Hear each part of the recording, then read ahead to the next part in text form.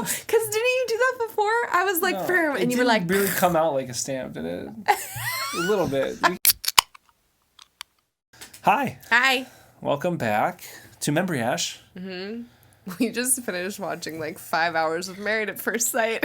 That's after like 5 hours yesterday. So we went through 4 episodes and we just watched all of the Honeymoon episodes, and we're here to share our observations. Yeah.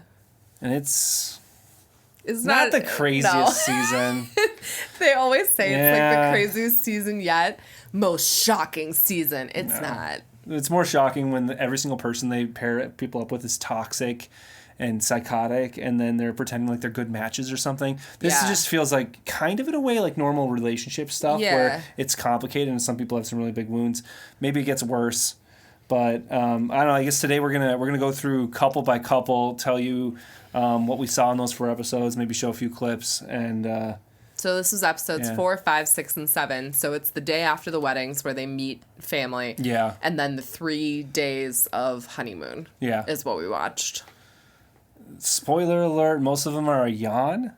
Like it's not that big of a deal, but we'll do what we can. I have my notes, just like last time. Yeah. You want to talk about Michael first? Well, yeah, Michael. For some reason, Michael shows up. Hi. Yo. Where's your wife? Oh, we'll get into that. Don't worry. I thought he was going to get a free vacation, and I still think he should have gotten a free vacation. Yeah, that sucked. He literally shows up, tells all of them the sob story of the person leaving him at the altar, which is really sad. I don't mean that as sarcastically as it sounds.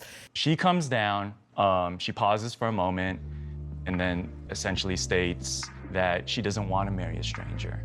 And then leaves. He's like, have fun. But in that, I again said that he went from I thought he was a total douchebag to like one of the best people there. He said stuff like, I'm not entitled to an apology. You don't need to apologize to me for making a decision that you feel is best for you. That was such a mature response. Yeah. After we saw him crying to his like buds and stuff over how hurt he was. Yeah. Like that was like honestly that dude's a mensch. He's showing up really well. Yeah. Honestly. Really emotionally mature, much better than I expected. Yeah. Style on point, you know? I thought it was garbage he didn't get a free vacation. I was hoping he'd be there as like the single dude. just like drinking. Like, hey guys. They like, would show up to their like dates and he would just be like sitting on the dock alone. Third wheel. Bye. Yeah, he could have been third wheel to like several dates. It could have been they could have worked him in. Yeah, that's third wheel true. Michael. I don't know. They didn't though. They didn't. He just stayed in Denver.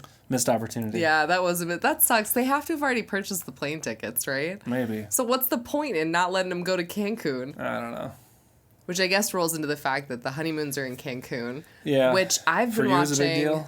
older seasons, and the honeymoon places, like the destinations, were not as nice. So Cancun was pretty cool compared to the other places that they've sent them.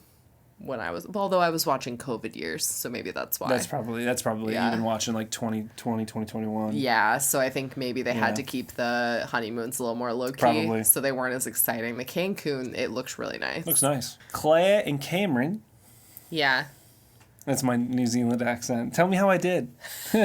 I don't see them lasting at all. Well, yeah, so, you know, they're boring. You look like a dad. Well, I am a husband. I mean, that's close. That's one step. It just looks like you should have like 3 kiddos following behind you. They're both very boring. They both seem to have a lot of communication issues. Yes. It is a struggle. You said the word stiff to describe Claire, and I think that's both accurate. of them, but I think maybe That's more true. her in a way. But they are, because stiff. he keeps cracking jokes, but he's still kind of uncomfortable in his own body, you know? He's like an automaton. He seems like a nice guy. They keep mildly offending each other. Yeah, over everything. It's like that little tit kind of thing. Yeah. Do these match or no? No, on purpose. No, they don't. No, they don't match though. These are 2 different patterns. No, that's a good look. She like doesn't really get his humor a lot of the time, which is awkward. Well, and then you told me that she comes from a family where they kind of like harass each other a little bit. That's what she had said to him. And that way he doesn't get her humor because her humor is like, oh, that's what you're wearing, huh? And he's like, well, yeah, why wouldn't I? And he's not getting the joke, and then she's not getting his jokes. It's just a bunch of people, I don't know, ships in the night. You know? He also clearly has not transitioned to like being in a relationship because they show clips of him in the airport. Like he's tall, right? Like what, 6'4", 6'5", at least. Like he's a tall man and she is small. She's like under 5'5", and he is like running through this airport, leaving her in the dust. Cameron is always 100 million steps ahead of me. I don't know where that is, but... And then she gets upset about it, and he's like, well, what do you expect of me? Yeah, she said, Cameron comes from, okay, she was like, you didn't grab my back from me. And she's like, what, you weren't able to? And it was like, so rude. What a response. So rude. Yeah, you would expect, I think, that if you're in a new relationship with someone and you're traveling with them, they're going to at least slow down their pace so that you can keep up with them in the airport. Like, they showed them boarding the aircraft separately. And he had, like, gone ahead of her in the boarding line, and there were people in between them. You gotta wait for me. Little legs don't work like that. He doesn't want to be anywhere around me. Because he couldn't wait, like, on that, whatever they call the that. concourse or whatever. Right. And like, she was like, what the f***? Which is a valid response, I think, in that situation. Yeah, it was ridiculous. Yeah. Even him, like, at the end being like, okay, we're going to board differently. I'm going to help out more this time. It's like, I get you shouldn't have to read people's minds, but did he really need a talk to figure out that he should have, like, boarded the plane with her? That's like, is that boarding planes 101? Board with the people you know? Isn't it? I don't know what it's like to be a New Zealander? No, I was going to say to be, like, single for that long, so I don't know if that influenced it for him. Like, maybe he travels alone a lot. Yeah, that's true, and he's just used to booking. Right, because I've never really traveled alone. Like, I've even either traveled with you or with people that I know, and I would never dream of just, like, going ahead without the person I was with, even if they're not my partner, even if they're just a friend. But I don't know. I do think, in a way, it's nice that at the end of it, he was setting expectations for how the airport was going to go on the way back. But yeah, you're right. He really shouldn't. That's like common courtesy. Yeah. It's like slamming a door in somebody's face and being like, oh, shouldn't have done that. Right. Like, it's just a little far. I don't love or hate either of them, honestly. They're kind both of fine. Claire pissed me off, though. Why? What'd she do? What was the it? therapy crap. Oh. Like, I hate it when therapists are like, why don't you go to therapy? Like, like everybody needs therapy. And he's like, dude, therapy's great for people, but I just go if I need it, and I don't need one right now. Right. And she's doing this, like, we talked about that. There's, like, this weird cultish thing in therapy where they tell everybody that everyone needs therapy right now, all the time, forever. And I'm sorry, but therapists can be helpful, and they can be incredibly destructive if you get a bad one. Yeah. And I just, like, this, like, it's just, like, it's like a pyramid scheme or something. You know what I mean? It's like everybody needs it, so we need constant work. It just feels like garbage to me. I have, like, a really strong, like, personal ethos that if anyone is telling you that something is good all the time for everyone... Except for water or oxygen, maybe. Even that, though, right? Because water, there are people that are, like, allergic to water. They still need water, but they need it in a different capacity. They need it in a different way. Yeah, okay. So you telling someone, drink a glass of water, is not good advice for everyone. Okay, I get it. You know what I'm saying, what I'm saying, though? They're building blocks for existence, but I also get what you're saying. There's very few and far between. Yes. Yeah. So, like, just don't tell someone else that something is going to fix them or be perfect for them, because it's just not true. There's no, like, one stop-shop solution for all your problems in life, including therapy, even though it can be really beneficial for a lot of people at a lot of different times. I'm not, like, discouraging people from going to seek therapy, but, like... We've been, but to my point, we've been to good and bad therapists, and the bad ones are bad, and the good ones are really good, so it's a mixed bag. Right. Yeah. I think they both just are really bad at communicating. Yeah, also, they were having this conversation about drive in the same way, where he was essentially saying that he just took opportunities that came up, and he felt like that's how he lived his life. So it's just kind of like the door was there, and he walked through it. Right, versus not walking through it, whatever. You know, the window was open, he crawled through it, versus closing the window. And she was saying, but don't you feel like you have to work really hard for stuff? And he was like, well, no, for me, not particularly. Well, he did sort of angry. He sort of universalized it and said that he felt like it was that way for everybody, which is not the case. But I do think it possibly was that way for him. Yeah. And certain people, it is easier to sort of like take the opportunity that's given to you. Other people do have to work for it. So it's, again, that kind of universalizing thing where like, Well, and it almost feels like, because he talked about his childhood being a little rough, him being a little bit of a troublemaker, and it almost seems like that is kind of how he fell into doing what he loves. So he's not particularly driven to do anything else. He just loved biking. Loves his life. And right. Yeah. It sounds like he had a bit of an emotionally stunted upbringing too, with his grandma and maybe his parents and stuff. So he kind of struggles with some of that for sure. I can see that being a she keeps thing. asking, like, don't you want to do something different? And he's like, no, I like my job. Like, no, I like my life. Like, I'm good. Like, I'm not striving for something else. And she seems really offended by that, which is kind of rude, because, like, he seems he's like doing he's a great job. Happy. Right. Yeah. So, like, why poo-poo someone's happiness? I know. I don't understand. And success. Right. Like, it's confusing. And something so... he owns his own business. Like it's really cool. I don't... Right. He does something cool. It's not like he's not doing anything. He's not driven. Right. Yeah. Yeah. That was weird for me. But they're getting better. They touched each other twice. So, yeah, maybe they'll stay together. She did like this on his leg like one time. They're like, physical affection is good. I don't mean to be dismissive, but it's just kind of like, I don't know. I don't see them lasting. Like, it's going to be tough for them to develop and maintain any kind of romantic relationship with the way that they're building things right now. Maybe the shoe will drop, but it doesn't look that way. It doesn't look good for them to me. Okay, Emily and Brennan. Kind of boring because they're great. Honestly, I thought I didn't like Emily, and then I thought that Brennan was going to be a bro, and then seeing them like hang out, they're kind of adorable. Yeah, when they look at each other, it's like it really you feel I smile every time I see them. If you were recording this, it'd be me smiling every time they come on camera. Yeah, they're amazing. Because they're both so like happy, and it's really endearing to see that. Except I put a puke emoji on this one when Emily said that they were going to be a power couple, which that phrase for me is puke emoji. I hate it. That was to producers, though. It wasn't. They don't bring that energy to the other contestants. They're not really contestants. To the other Married at First Sight couples, they don't bring that energy there. They save it for the producers. It was like a private thing, I think, for her. How well they're doing. Yeah. Okay. This is the type of relationship I've always wanted. Just getting to try new experiences that I've never done before, and they're doing shots of tequila and mezcal or something, and having a fun time. They were cute at dinner. Yeah, I'm kind of surprised that it doesn't seem like they've had sex yet. It's because he wants to take it slow, which I think makes sense. Like, you and I were talking about this, and like, given that she hasn't had a long-term relationship and has maybe had people that she had sex with faster. It's like hookup culture kind of thing. Right. Like, it probably makes more sense that they're taking a little bit of time before they start engaging in a sexual relationship. But it seems like both of them are really open to it, and they've been talking about stuff. Yeah. They're great. They're really great. They seem really warm and... Right. Yeah. So they'll probably go down in a blaze glorious of glory. Flames. Right. Yeah. Or maybe it'll work out. Her not being in a relationship before thing doesn't seem to impact this at all. It seems like they're doing a better job than everybody else. Also, like, if you think about, that's a lot of people, because a lot of people meet the person they marry in college, and that's maybe their first long-term relationship. And then you have to define, like, serious versus, like, if you date somebody for, like, 2 months, how is that much different from having a situationship? You know? Yeah. I don't know. Yeah. I don't think it's a big red flag at all. Her one friend made it seem like a big deal, but that's just because Mackenzie. I remember her. Mackenzie. Yeah, she mean.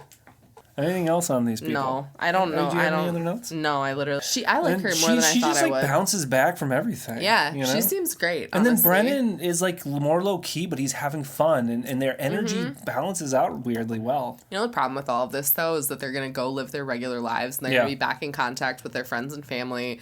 They're going to be back at their jobs, and then that's where you see who is actually, like, a horrible human being. And I wonder... Yes. It's usually where stuff breaks down if it hasn't before. Absolutely, because that's when you have to actually start integrating people into your life and meeting your friends and all this stuff, and I don't know what's going to happen then. There's always a big difference between honeymoon and real life, too. Yeah. Yep. But yeah, they're boring. I did write down that Brennan is a bad Russian because he doesn't like the cold. Which maybe that's not fair, but it's the way I felt. Rude, but you're entitled to your feelings. Okay, Austin and Becca, I have like 6 things written for. Yeah, I don't have much either. They're the same. They're like weirder. They're like Emily and Brennan. They're Emily and Brennan, but a little older, a little nerdier, a little weirder. Yeah.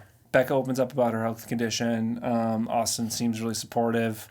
They seem to communicate very well.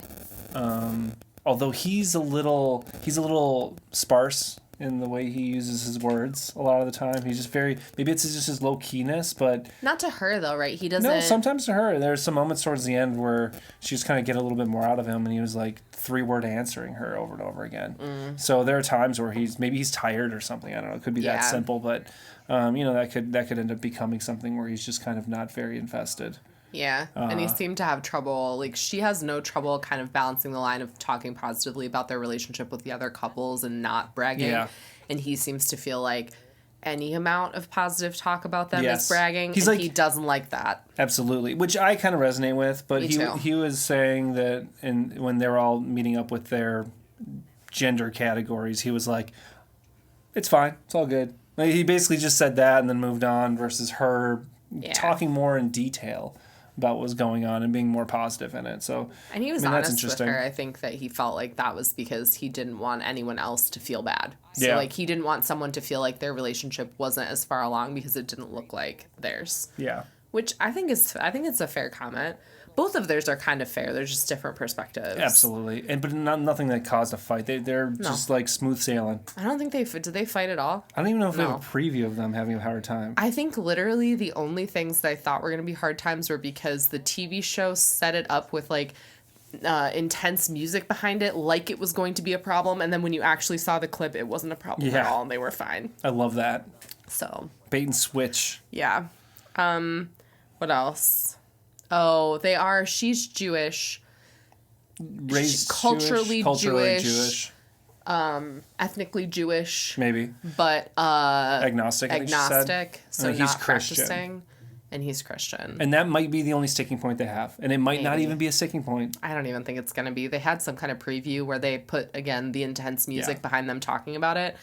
But it kind of seemed like it was just maybe because it's been a problem for her in the past. That's what it sounded like. I bet it's a thing where he goes, you don't need to convert for me or whatever. It doesn't matter. Right. It's my thing. And then she says, this is my theory, says something about like she's never met Christians that weren't trying to convert her, because that's kind of more or less what she says. Yeah. So it's probably just that. And he's like, no, I'm safe. And she's like, cool. And then that's their conflict for their entire relationship. It's seeming that way now. It's seeming that way, yeah. Yeah. So I don't even think that's going to be a thing. Yeah. I don't know. I really like them. I'm hoping that they don't crash and burn in the future because I think they seem really healthy for each other. Yeah. Our top two right now are Austin and Becca, and then Emily and Brennan. Yeah. We actually kind of expect them both to stay together. Yeah. I do not feel that way for the other couples. No. One of which caused all the drama for the entire 4 episodes, which sucks because I actually had really high hopes for them initially too, and it has melted down so bad. They're the only couple that has any level of racial diversity on the show. Only diversity in general. Everybody else is a... well, you have religious diversity. You got a couple people that are Jewish. That's true. You have 2 Jewish people, and yeah...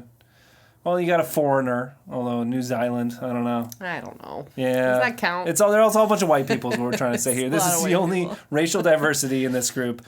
I don't even think they're going to make it past...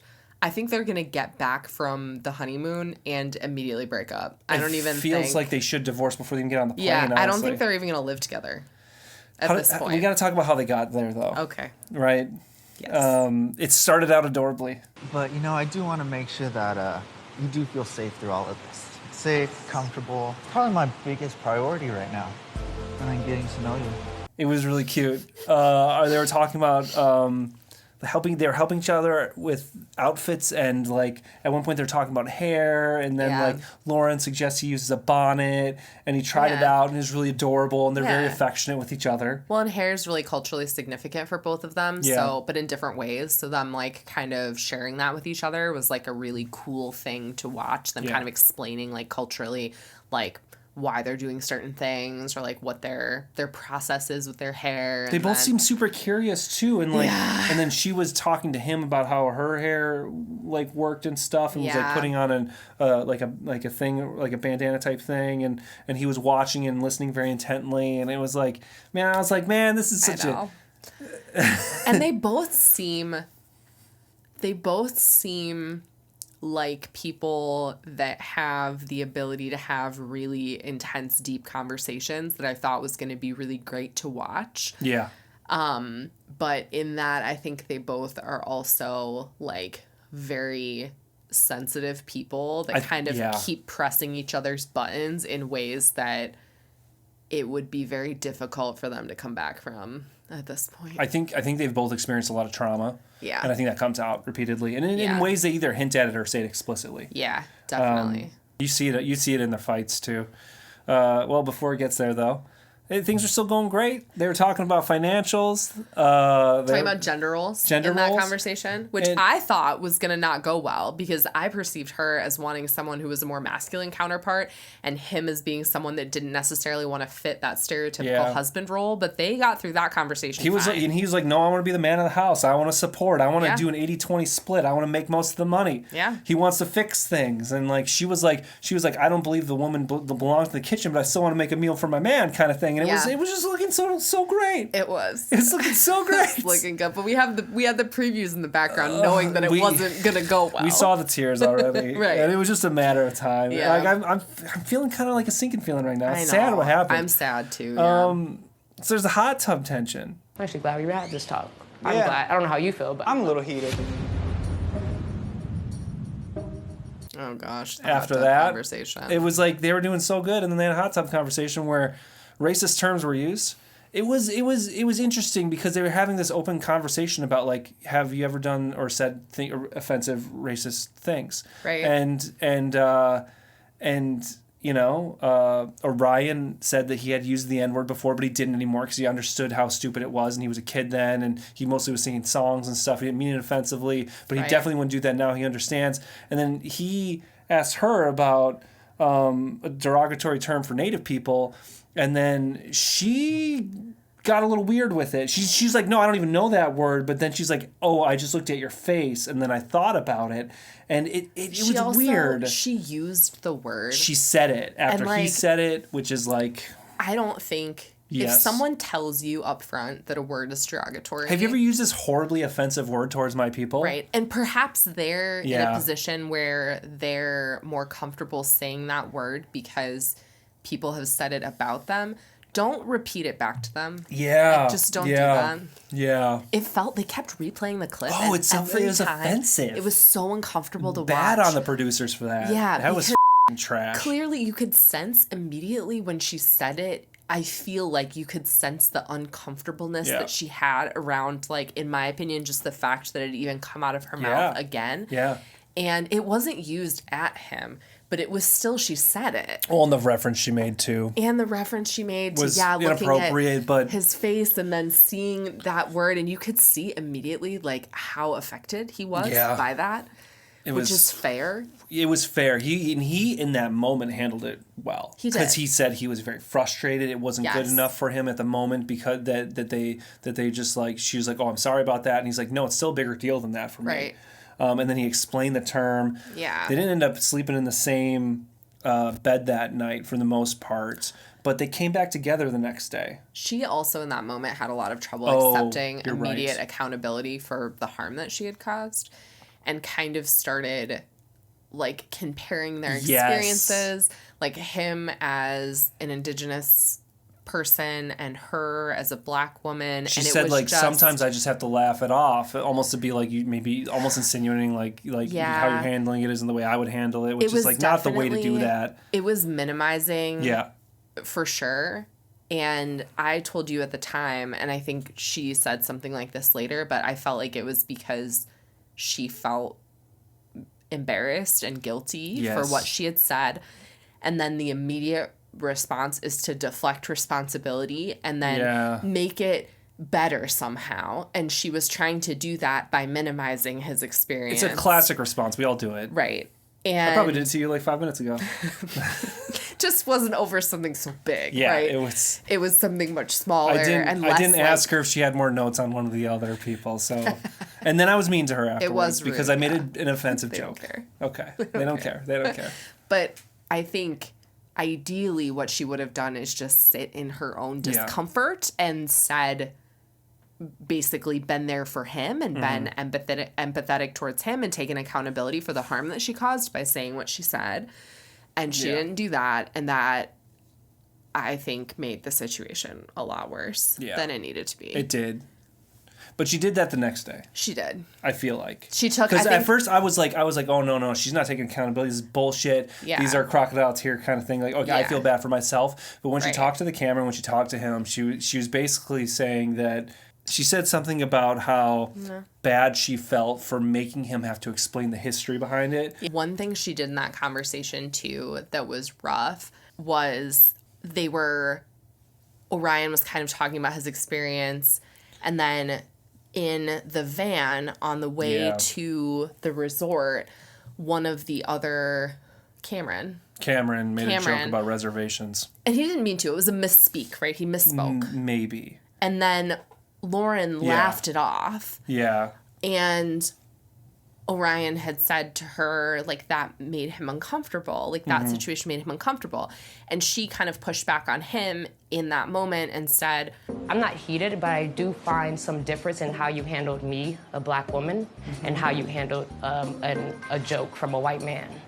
And he rightfully said back to her... It's a big difference. It's a difference in the terminology that was used. The scale, the violence, And, like, their relationship is different. Yes. So, and he probably expects it out of a random white dude he doesn't know. From New Zealand. But he doesn't expect it out of the person that he just married. Yeah. Who has also experienced that type of aggression from people before. Yeah. Yeah, and that's fair. So it was, I mean, that was, again, like her kind of deflecting the responsibility there a bit. Yeah. Yeah. I don't know. But yeah, then you're right. The next day she did take accountability. It's just hard because I think there was she a was lot kind of... like digging for a way out there. Yeah, there was just a lot of harm that was caused, I think, in that conversation. But he accepted her apology. Yeah, and then they sort of patched it up, and it was a weird rocky patch for maybe in real time, like 24 hours max, and then they feel like they kind of came back together. They were hanging out in a cenote. And swimming, and they talked about it, and then things were going well. Yeah. For a day or two. Yeah, I don't know. What is time on this show? Probably about at least a day. Like, a day, things are going well. So to be fair, I mean, we're gonna talk about this eventually. That he comes back to this and is offended again by it. He kind of like maybe stews on it. They're not there for very long, so it's very possible he's like, yeah, I accept your apology. Let's move on. Yeah. And then it's in the back of his head, but so they have another incident. So this is the first incident is where Lauren is dismissive and rude to Orion and offensive to Orion. The second incident is the opposite.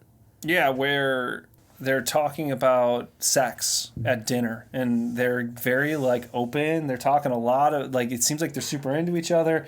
Yeah. And then it comes up like, when's the last time you had sex? And he was 1.5 years ago. Yeah. And she was 2 months ago. And then he's mad. He's an asshole to her. He's mad. He asks her if it was after she found out that she had a fiance, that like she'd been selected for the show and they matched her. And she said no, that it was before she knew she was matched. She applied, but to be fair, thousands of people apply to this and 99% of them don't get selected. Right, so it's pretty... It's a shot in the dark. To me, it seems unfair to ask someone to abstain from sex before they even know if they have a match and are going to be on the show. Yes. But once they do know that they have a match, I think it's fair to have the feeling that someone... You're engaged. You're engaged at that point. You're engaged at that point, regardless of whether or not you know the person. And that's... An engagement is a relationship of sorts. Yeah, absolutely. Yeah. But he says stuff to her. I'm at a point to where I know what I'm worth. And so with that, I just don't want to hand myself out. Which he doesn't say it expressly, but it's such a like degrading way. He's basically like slut shaming her or something, and it's just not appropriate, you know? It's not appropriate. It feels judgmental for sure. Yeah. And you can tell, I mean, immediately she feels judged by that. So how do you feel that I had sex 2 months ago? It's not like a walking cornball, And he hits her with a sorry if. Yeah. Well, because then he tells her, before the sorry if, he tells her that now sex for him is off the table. Yeah. Because she's had sex forever? Recently, sex is off the table for them at that moment. And then they like, she doesn't want to talk about it, and she's clearly upset. Yeah, and he keeps pushing back on her, and she's like, I don't want to talk about it because I'm not in a good place for it, and that's fair. Yeah. And I understand he wants to talk about it, but like at a certain point, like, you have to have consent for certain things like that. Like, you can't drag somebody into a fight. Yeah. You know, and it's her way of being like, I'm not going to be in a good place for this. So they end up getting a little heated. Well, I think, like, she's just, like, she starts to cry. It's very emotional. Yeah. I mean, it is such a blindside. It's not wrong that he had feelings. Yes. Because they clearly have different viewpoints on what sex means to them. But the way he expressed it to her made it seem like he's better than her. Yeah. Because of the way he approaches it. And that he's, like, removing this thing that had been on the table almost as, like, a punishment for the fact that she had sex recently, which to me was, like, I was very uncomfortable with that. And then he refuses, like you said, to fully apologize. And he keeps saying, I'm sorry if I made you uncomfortable. Yeah. And she snaps back at him and is very strong, saying, I don't need your I'm sorry if that's not a real apology. And she's right. And that's absolutely. Sorry ifs don't mean shit. If you're saying I'm sorry if to someone, just don't bother. Don't even. Pressing something? I don't need a I'm sorry if you felt apology. And you know damn well that's not an apology to give someone. Don't bother doing it. It's almost more offensive, and I feel like that's the way she kind of felt. Like, don't come at me with that. Don't do that. You're trying to placate somebody. You're better off saying nothing. Or it's for you, not for the person. Yeah. If you're doing that, in my opinion. It doesn't go very well. They don't talk much during dinner. I think they fight when they go in the room at night. It's an ugly situation. Well, because in this case, then, it's almost like the tables have completely turned, and he's not taking accountability. He's not taking any accountability. He keeps saying, I wasn't judging you, and she keeps being like... He was judging her. He was, for sure. Yeah. There's no question. He did the same thing she did in that initial conversation where she used the inappropriate term. And she... But...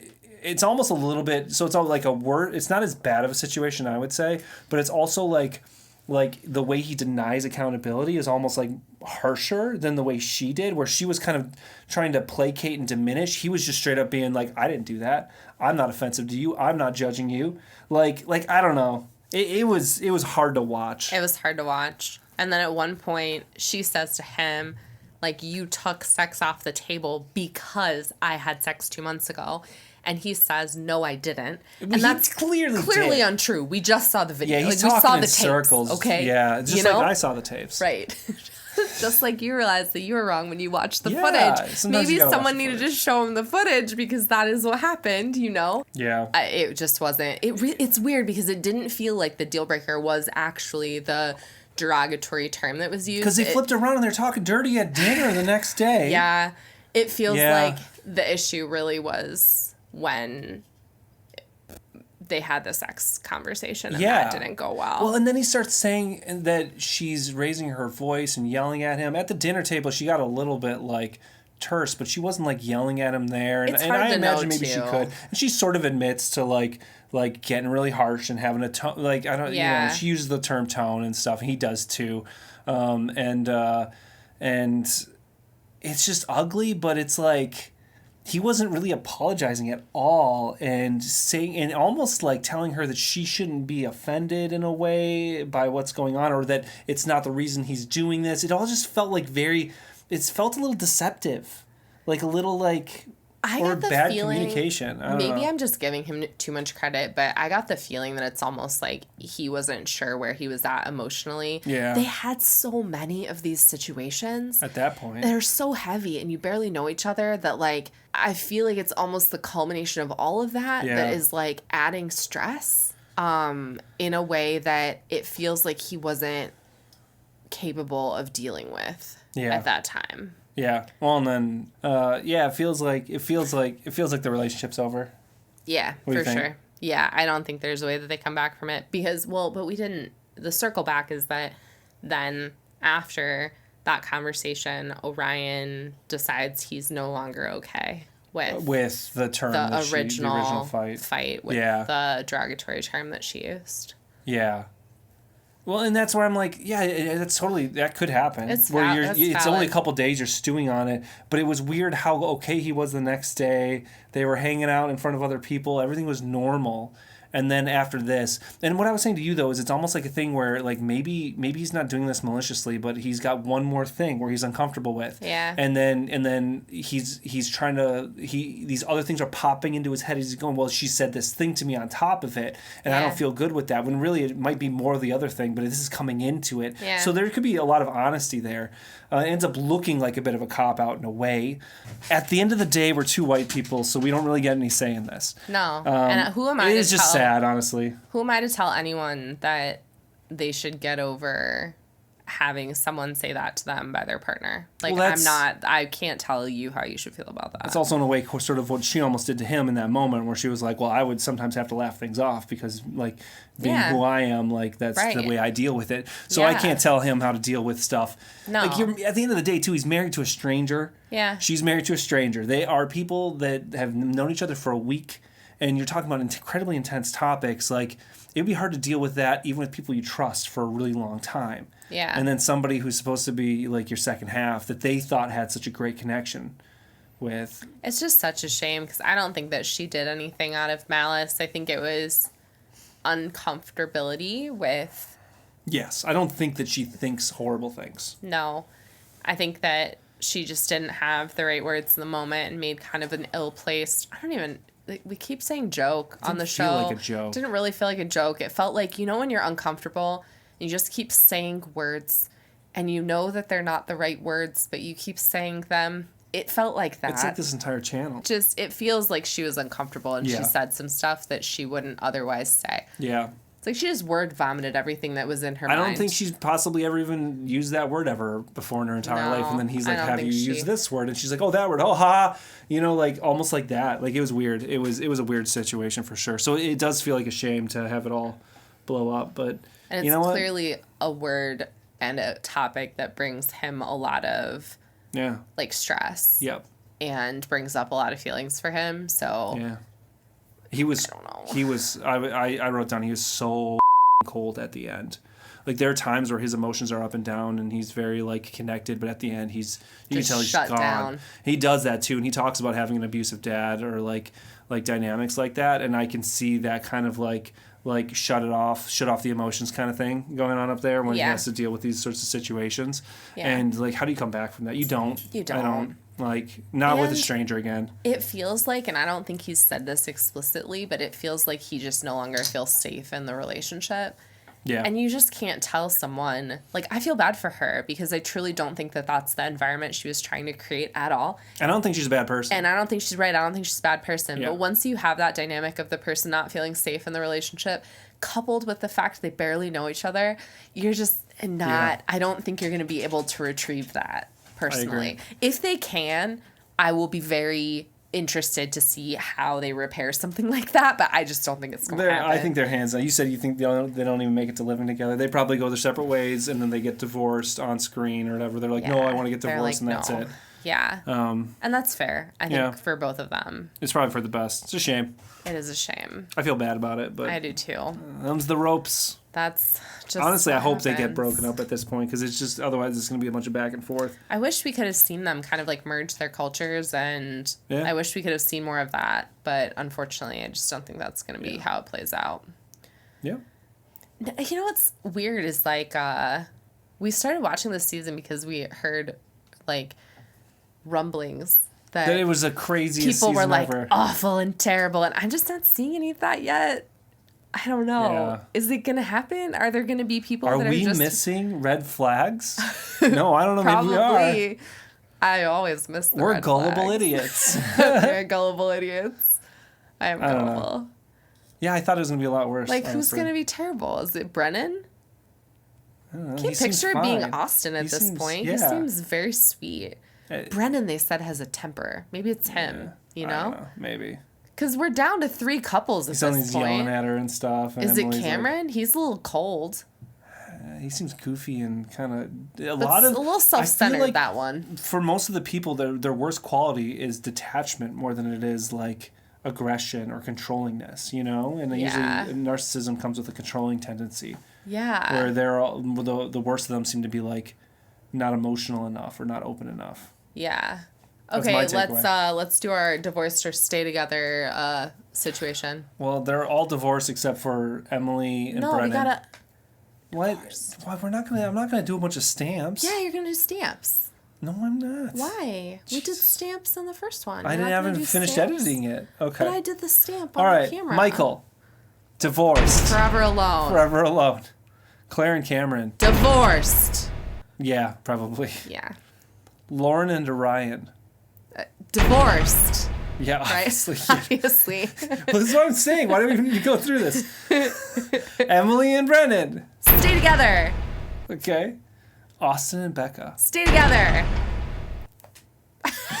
No, that's for the stamp. You're going to put it on the thing. No, you punch it up. Punch it up.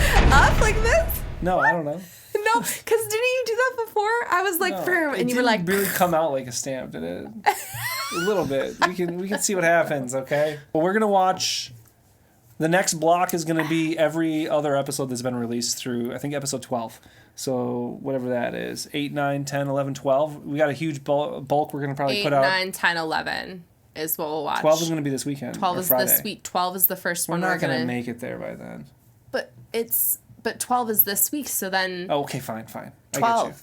4. We're going to watch 4 more. Okay, and then 12 will be and then reaction. 12 will be a reaction. Yeah. Are you excited?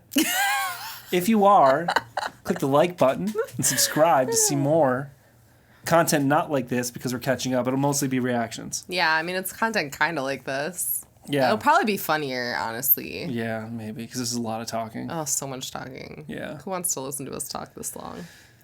Anybody that's made it this far, thank you. Thank you. Appreciate you. We'll see you next time. All right. Bye. Bye. Then I got it knocked, and I started going, Ridiculous. Oh, that was a tearjerker. Hey, we're gonna go on a cruise this summer. You should come with us.